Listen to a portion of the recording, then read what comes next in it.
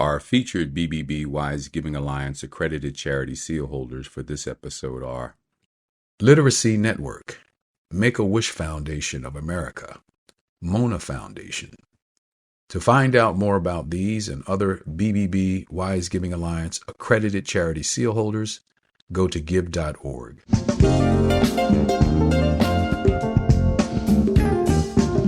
You're listening to the Heart of Giving podcast with Art Taylor, powered by bbbgive.org. Here we explore the motivations that form the basis of giving and service. We inspire generosity and celebrate the transformative effects that giving and service have on the human spirit and on community. The conversations featured on the podcast also uncover giving strategies that educate and provide tools to help listeners make impactful gifts of both their time and money. We hope you enjoy this episode. This is the Heart of Giving podcast, powered by bbbgive.org. Give.org is the nation's standards-based charity evaluator, and it's your one-stop source for information on giving and reports on the most asked about charities. I'm Art Taylor. In 2017, I had the privilege of writing an article for the Stanford Social Innovation Review entitled Hacking Nonprofit Collaboration. In that article, I argued that nonprofits needed to embrace a new collaborative mindset, one grounded in trust, transparency, and a willingness to experiment. I proposed that by working together more closely and creatively, nonprofits could achieve far greater impact than any single organization could alone. In recent years, nonprofits like the Y, Global Giving, Child Abuse Council, and Sub-Zero Mission, along with many others, have generously shared their experiences and insights on the power of collaboration. Their stories, featured in inspiring collaboration cards published on the BBB Wise Giving Alliance website, give.org, have motivated countless organizations to work together in new and creative ways to achieve greater impact.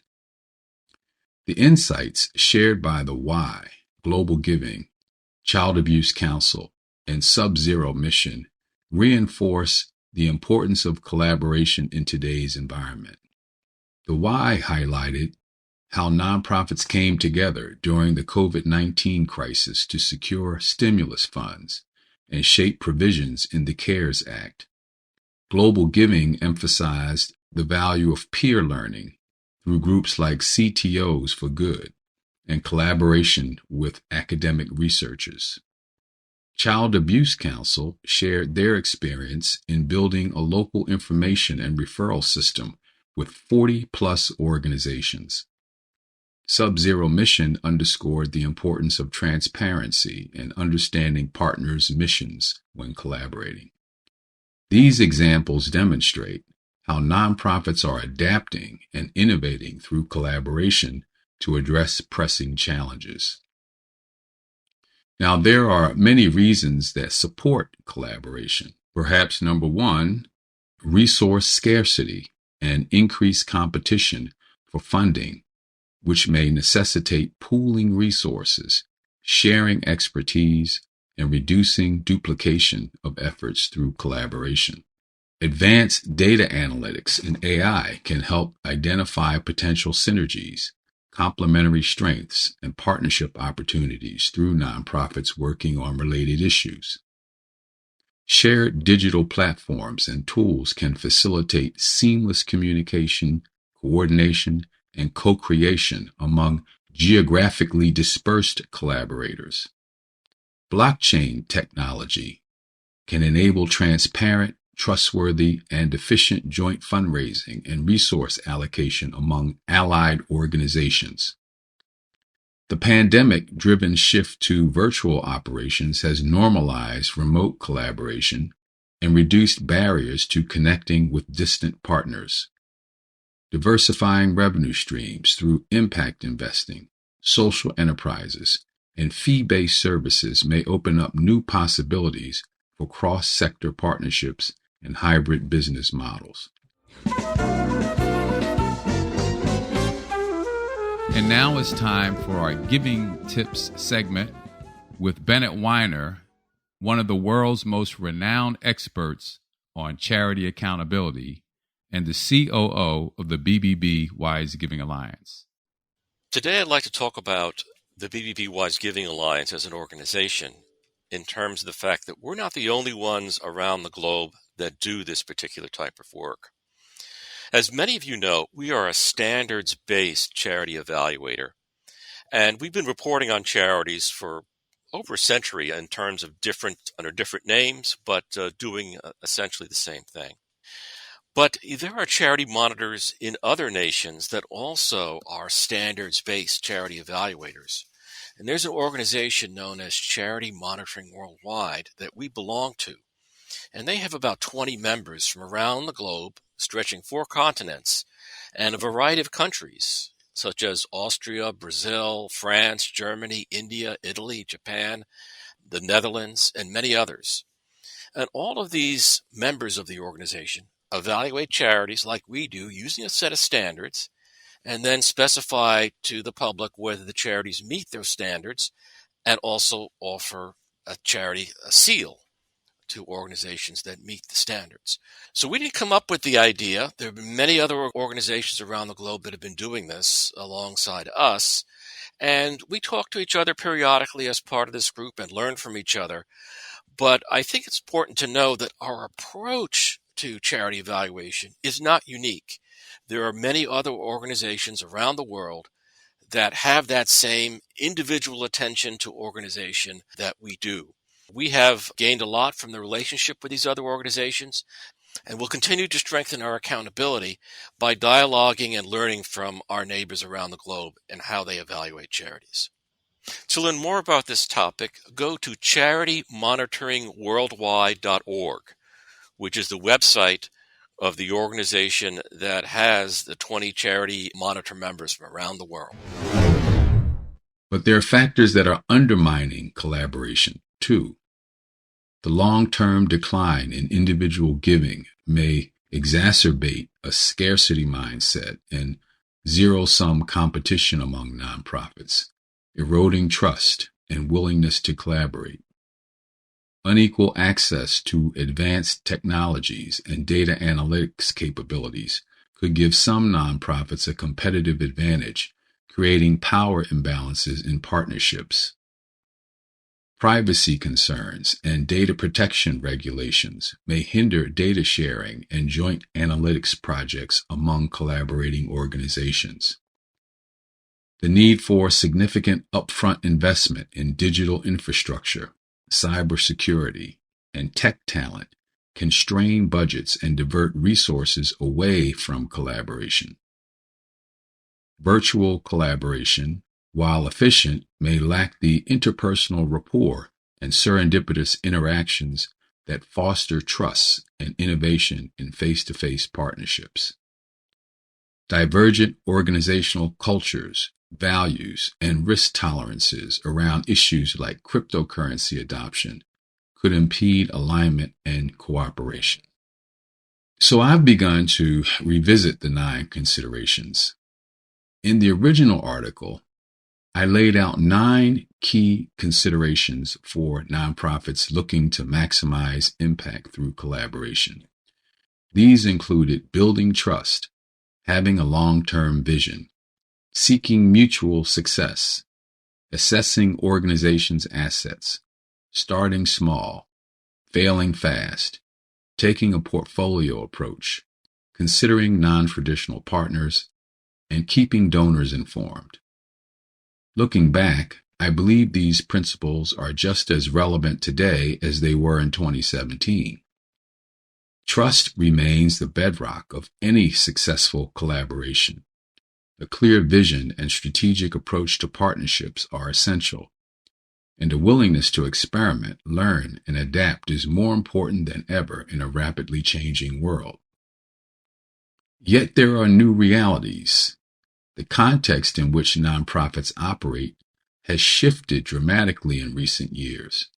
The COVID-19 pandemic has accelerated the transition to digital operations and virtual service delivery. Economic headwinds and long-term decline in individual giving have intensified competition for resources. The rise of artificial intelligence, blockchain, and other emerging technologies is transforming how nonprofits fundraise, communicate, and collaborate. In this new reality, some of the strategies I proposed in 2017 take on even greater urgency. For example, the idea of taking a portfolio approach to partnerships and considering non-traditional collaborators is more relevant than ever as nonprofits seek to diversify revenue streams and tap into new sources of innovation. The notion of failing fast and building rigorous feedback loops is critical in a world where the pace of change is constantly accelerating. At the same time, navigating this new landscape requires some updated thinking on nonprofit collaboration. For one, the bar for trust and transparency is higher than ever. In an era of heightened cybersecurity risks and privacy concerns, nonprofits need robust data governance frameworks and clear protocols for responsible data sharing. Additionally, as virtual collaboration becomes the norm, nonprofits need to be intentional about creating digital spaces that foster genuine connection, serendipitous interactions, and creative problem solving. This may require investing in new collaboration technologies and upskilling staff to work effectively in virtual teams. Finally, as the lines blur between nonprofits, businesses, and social enterprise organizations, charities need to get comfortable with hybrid partnership models that blend purpose and profit. This may involve exploring new legal structures, revenue sharing agreements, and impact measurement frameworks. Despite these complexities, the fundamental case for nonprofit collaboration is stronger than ever. In a world of growing social and environmental challenges, no single organization has the resources, expertise, or reach to drive systemic change alone. Only by working together strategically and leveraging the full potential of 21st century tools and approaches can nonprofits hope to achieve their ambitious missions. So my call to action remains the same as it was in 2017. Embrace collaboration as a core strategy for impact. But today, I would add, do so with eyes wide open to the new realities and possibilities of the digital age. Be proactive in building trust, harnessing data, and experimenting with partnership models. And most importantly, stay focused on the ultimate goal of creating a more just, sustainable, and equitable world for all. In conclusion, the landscape of nonprofit collaboration has evolved significantly since 2017. The core principles and benefits outlined in Hacking Nonprofit Collaboration still hold true. If anything, the case for working together is even more urgent today. The inspiring examples shared by the organizations I mentioned, and many more, showcase how nonprofits are rising to the challenge to find innovative ways to collaborate for greater impact. By adapting to new realities, leveraging emerging technologies, and doubling down on trust and transparency, nonprofits can unlock powerful new forms of collaboration and achieve transformative change in years ahead. This is the Heart of Giving podcast. Every week we come out with a new episode on Tuesday. If you're new to the show, I hope you will subscribe and be a regular listener. Thank you for listening. We'll see you back here next week. You've just listened to the Heart of Giving podcast with Art Taylor. Be sure to tune in next time for a brand new episode. To listen to our other interviews, visit heartgiving.podbean.com. That's heartgiving.podbean.com. BEAN.com.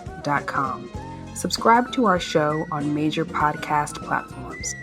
The thoughts and opinions expressed on this podcast are the views and opinions of the guests, not those of the BBB Wise Giving Alliance or program affiliates. This podcast is for information and educational purposes only and is copyrighted with all rights reserved. This podcast is protected by Podbean's terms of service.